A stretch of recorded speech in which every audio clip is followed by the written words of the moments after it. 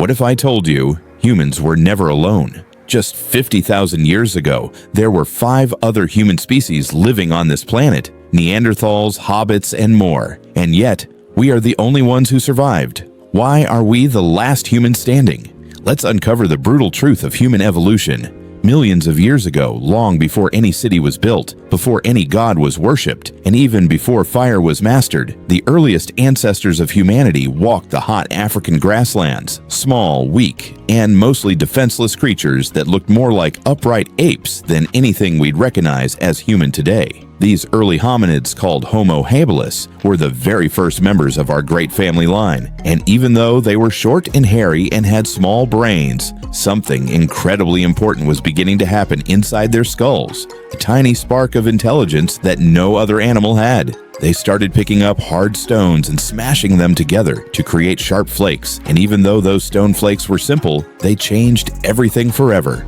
It was the beginning of technology.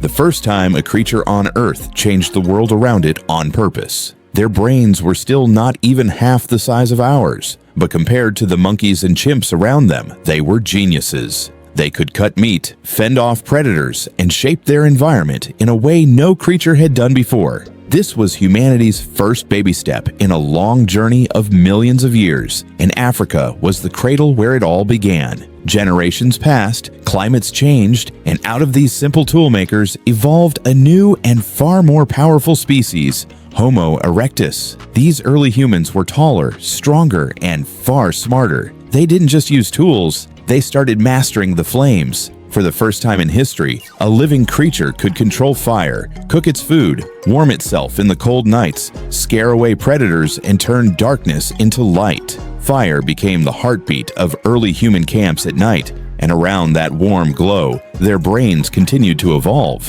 Unlike habilis, Homo erectus had a much larger brain, a stronger body, and a longer stride that allowed them to walk for miles across dangerous landscapes. They became hunters, toolmakers, and travelers. They no longer stayed in one forest or region. They spread across the continent and looked toward the horizon in search of new land, new water, and new food. And so, for the first time in human history, a species of humans left Africa. Homo erectus marched across the deserts and forests of Asia, climbed into the lands of Europe, and survived in climates that were cold, harsh, and deadly. They adapted with incredible survival skills, making axes out of stone that they shaped with patience and skill, creating weapons that could kill animals much larger than themselves. These hand axes were like the Swiss Army knife of the ancient world, used for cutting meat, chopping wood, cracking bones, and even for fighting. Generation after generation became smarter and stronger. In places like East Africa, evidence now shows that they used fire as early as 1.5 million years ago. And by 1.3 million years ago, fire was part of their life, meaning the entire planet now had a new kind of predator, not a lion, not a wolf, but a walking ape man holding the power of fire in his hands. Imagine the nights on the African savanna when other animals trembled in the dark, while these early humans sat around glowing flames, cooking food, sharing meat, and learning to work as a team. Their minds evolved under those stars, and with each generation, their brains got bigger. They lived for almost 2 million years, far longer than any human species has lasted. And they didn't just survive, they thrived. They created art, leaving behind carved shells and patterns that are 500,000 years old, proving they were not just brutes, but thinking creatures that perhaps believed in meaning, symbols, or even some early kind of spirituality. They were the first conquerors of the human story, spreading across continents, learning to adapt to freezing winters, dangerous jungles, and dry deserts. For hundreds of thousands of years, Homo erectus ruled their world. They were not modern humans, but they were not animals either. They were the first travelers, the first fire carriers, the first tool masters.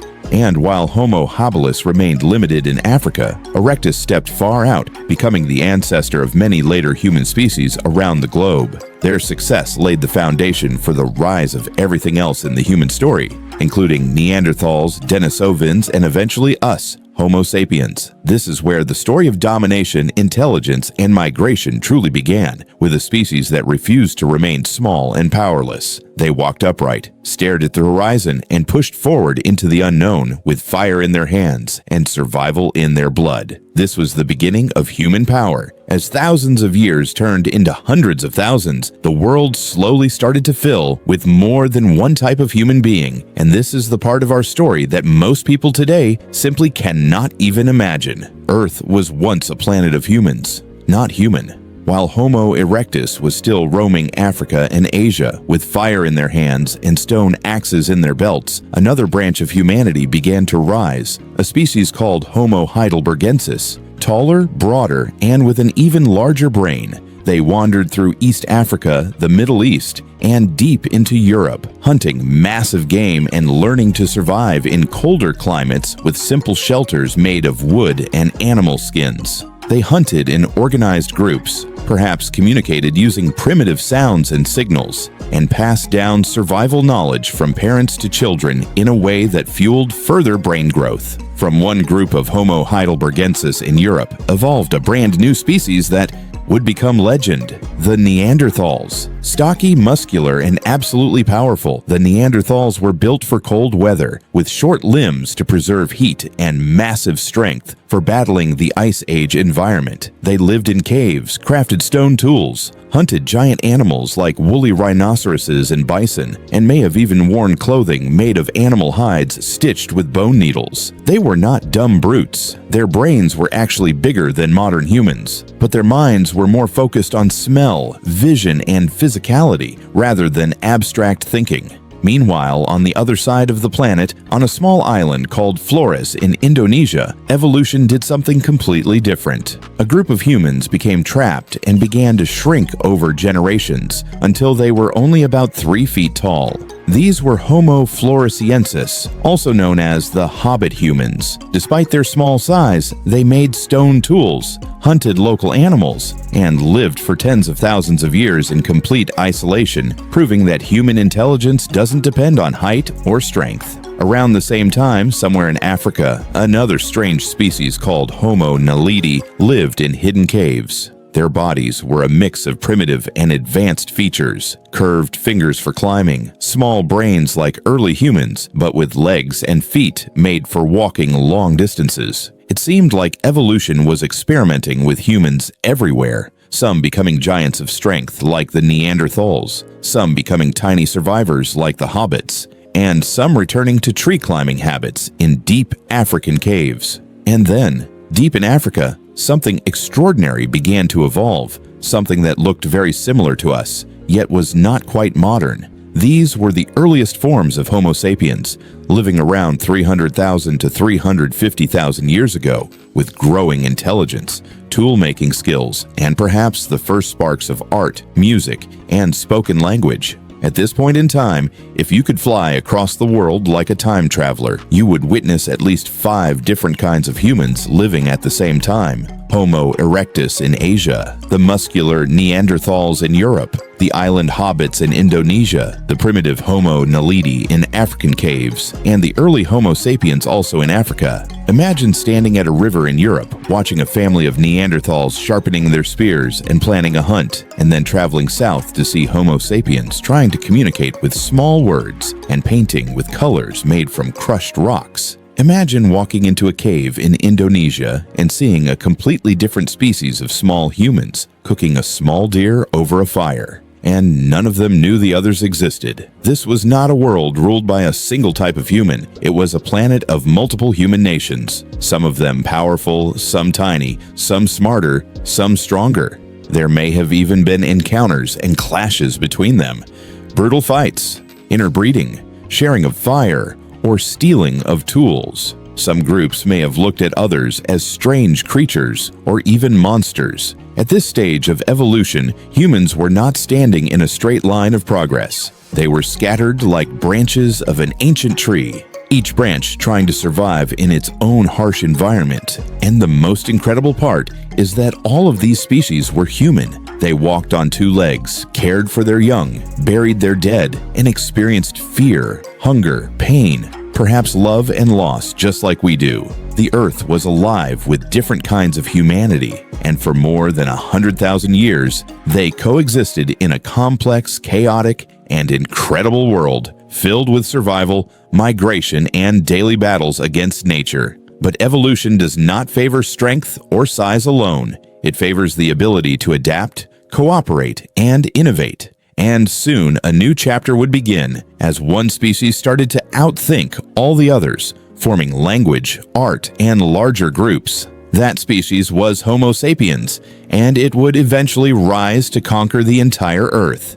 But at this moment in history, they were just one of many surrounded by giants, hunters, hobbits, and mysteries in the dark forests of prehistory. Why did only one human species survive when the world used to be full of different humans? How did Homo sapiens, weak, soft-skinned, and fragile, manage to outlive the powerful Neanderthals, the mysterious Denisovans, the hobbit humans, and every other species that once walked this Earth? As the Ice Age tightened its frozen grip across Europe and Asia, the planet became a brutal battlefield of survival, where strength alone was not enough. And this is where something terrifying and beautiful began to grow inside the minds of Homo sapiens. Imagination. We started to paint symbols on cave walls. We carved animals out of bone, and we began to speak in sentences, something no other species had fully mastered. Words became weapons more powerful than any spear. While Neanderthals hunted with brute force, sapiens hunted with strategy,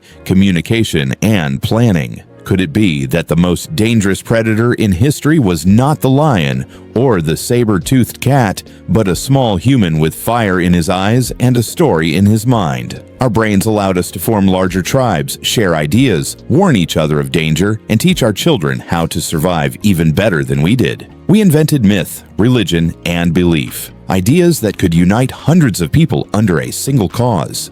Slowly, as sapiens expanded, something tragic began to happen. The other humans started to vanish. Did we wipe them out in war? Did we steal their resources? Or did they simply fade away, unable to compete with our intelligence and cooperation? The Neanderthals disappeared about 30,000 years ago, leaving behind nothing but bones and a few traces of DNA inside us. The hobbits of Indonesia vanished into legend.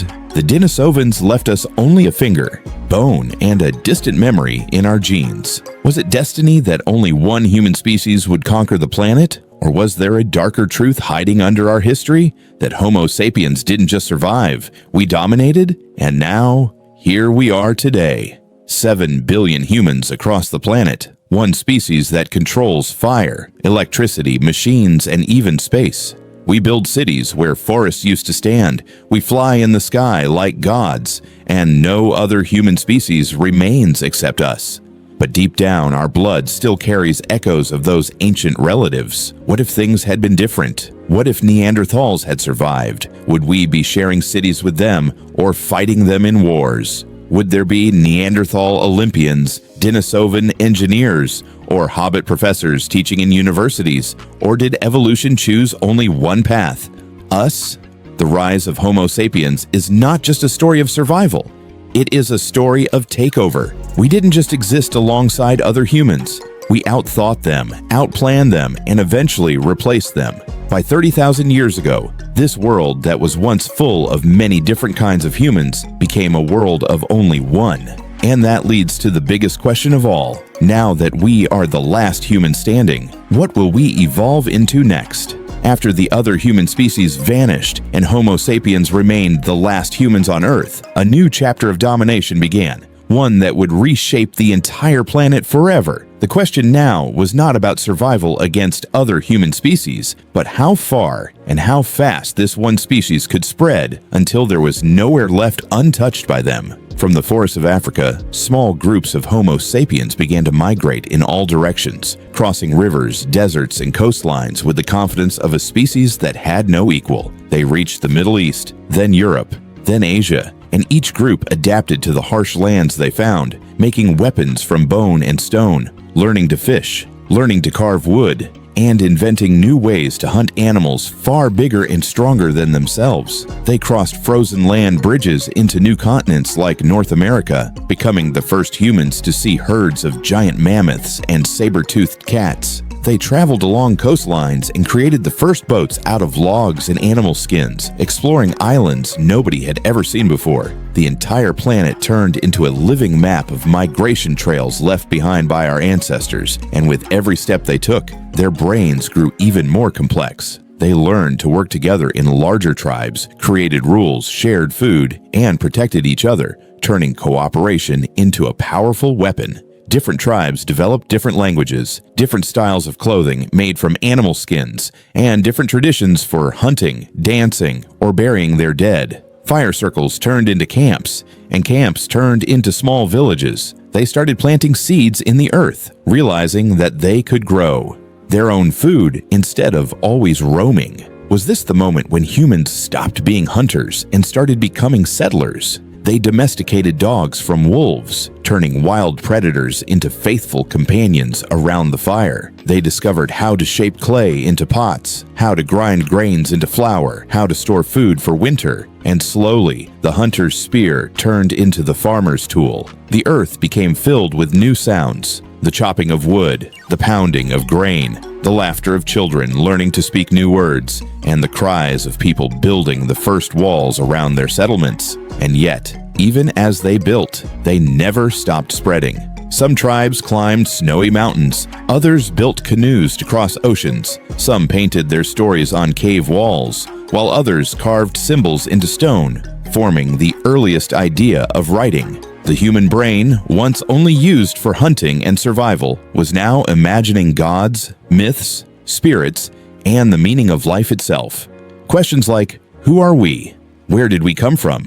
Why did the others die? Started echoing in the minds of these early sapiens. They may have sat under the stars and asked the same question we ask today. Is our journey finished, or is this just the beginning? From a world full of different human species, the Earth had now been conquered by just one, and that one began turning nature itself into a tool. Forests were cut down for shelter, animals were hunted to the edge of extinction, and for the first time, humans were not just a part of nature, they were trying to control it. And so civilization was born, not in one moment, but from millions of tiny steps taken by tribes who once feared the dark, but now lit it with fire. The story of evolution had become the story of empire. Homo sapiens did not just survive, they began to rule, to build, to dream, and to change the world more than any species had ever imagined possible. After humans mastered survival, conquered new lands, and learned how to settle in one place, something extraordinary and terrifying began to evolve: civilization. No longer satisfied with simple huts and small tribes, Homo sapiens started building permanent structures, digging irrigation channels, and growing crops in large, organized fields, which meant that for the first time in history, people could produce more food than they needed to survive. This explosion of food did something powerful. It allowed humans to stop moving, to stay in one place, to grow in number, and to build communities that turned into towns, and towns that turned into the first ancient cities. Wheat fields replaced wild grasslands, animal herds were domesticated and controlled, and humans who once chased herds across the savannah were now breeding cattle like masters of life itself. With food storage came power, because those who controlled the grain controlled life and death. Villages built walls, created leadership councils, and for the first time, one man could become a leader over many. Was this where kings were born? Was this the true beginning of power and inequality?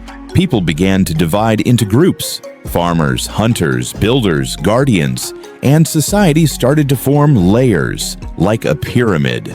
The stone tools of our ancestors slowly transformed into bronze axes and metal weapons, giving humans an even greater advantage over the land and over each other. When two groups wanted the same river or the same land, they no longer had to share it. They could fight for it. And so the first wars began, not for survival against nature, but for human greed, territory, and control. Giant monuments were built for leaders and gods, while others worked tirelessly in fields or carved temples to honor powers they could not see. Imagine a world where once there were only flames in the forest. Now there were torches lighting the streets of new cities, pyramids touching the sky, temples echoing with strange chants. and people discussing laws, trade, and time itself. Humans began writing symbols on clay tablets and stone walls to remember stories, count food, record history. And this was the birth of writing. Was this humanity's greatest invention, or the beginning of a new kind of slavery, the slavery of systems and rulers? The earth that once belonged equally to all living things had now been divided and claimed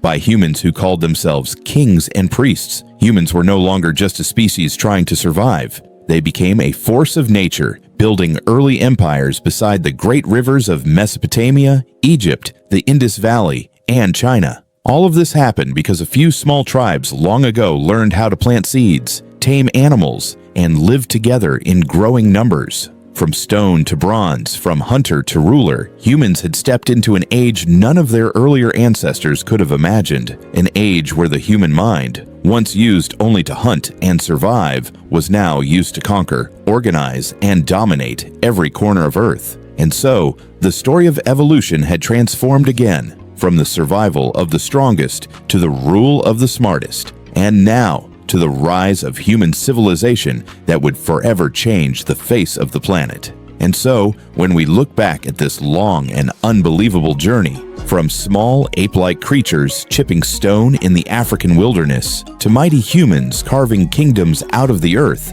one truth becomes impossible to ignore. We are part of a story that is millions of years old. We did not appear suddenly, nor were we chosen by magic. We evolved, we fought, we struggled, and we survived. Our ancestors didn't just leave behind fossils and stone tools. They left behind the fire of curiosity inside our blood. Every modern human carries the memory of those who walked before us, the ones who learned to control fire, the ones who crossed oceans, the ones who built the first cities and empires. We are not just bodies, we are living evidence of a long chain of victories, suffering, adaptation, and discovery. And with that knowledge comes both pride and responsibility, because if we forget where we came from, we might never understand where we are going next. The story of human evolution is not just a lesson about the past. It is a mirror for the present and a warning for the future. We were once one species among many, and now we are the rulers of an entire planet. The question is no longer, how did we win? The real question is, what will we do next now that we have the whole world in our hands?